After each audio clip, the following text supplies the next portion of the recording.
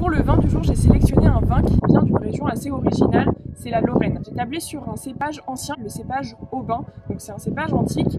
La personne qui vinifie ce vin est l'une des dernières personnes qui les vinifie dans cette région-là. C'est un Côte de Toul mis en bouteille par Vincent Larope. Donc on est sur un vin qui a beaucoup de vivacité, qui a des touches de citron, de pomme aussi, donc de l'acidité, des notes végétales aussi. D'un autre côté, à de l'amplitude et de la rondeur en bouche puisqu'on y a appliqué la fermentation malolactique.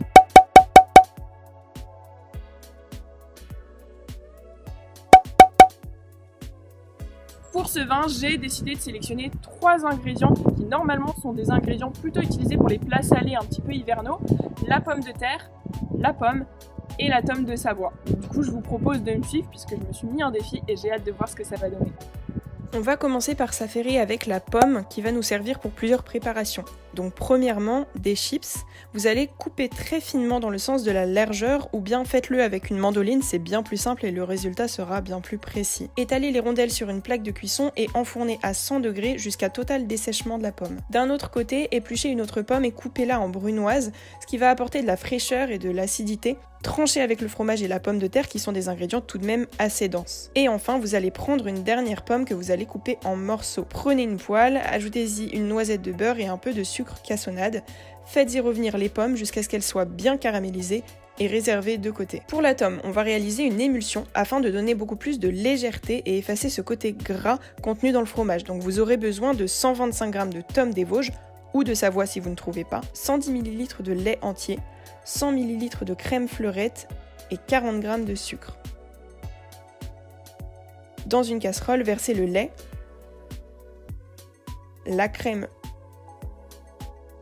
le sucre et le fromage.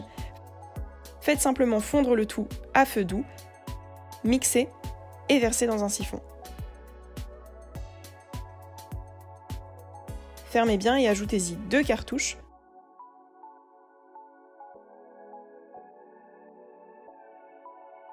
Secouez et réservez au frais.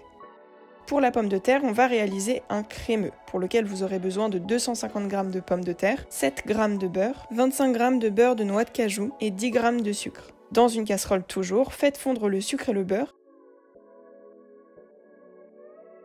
Ajoutez-y les pommes de terre pour les enrober et les caraméliser. Versez le lait et ajoutez-y une gousse de vanille. La purée de noix de cajou et laissez mijoter jusqu'à entière cuisson des pommes de terre.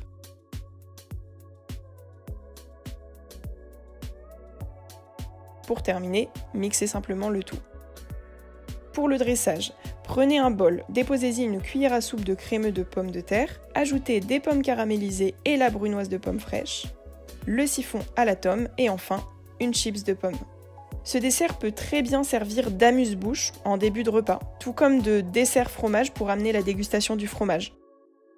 Accompagnez-le d'un bon verre de cépage Aubin, vous ferez un petit aller-retour gustatif en direction de la montagne vosgienne. Pour me soutenir, n'hésitez pas à laisser un petit commentaire car ça fait chaud au cœur et ça m'aide à savoir si ça vous plaît. Abonnez-vous également à ma chaîne et vous pouvez aussi activer la cloche de notification pour ne manquer aucune vidéo gourmande, ça serait quand même dommage.